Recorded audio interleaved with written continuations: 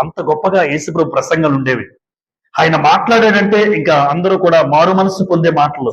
అందుకే ఆనాటి యేసుప్రభు కాలం నాటి యోధా ప్రజలందరూ ఎలా ఉన్నారు యేసుప్రభుతో? ఆయన వాక్యాన్ని వినటానికి హత్తుకుని ఉన్నారు. అబ్బా, ఈరోజు దేవుణ్ణి హత్తుకోవడం అంటే వాక్యం వినడానికి ఆసక్తి కలిగి పరిగెత్తడం ఎక్కడికి.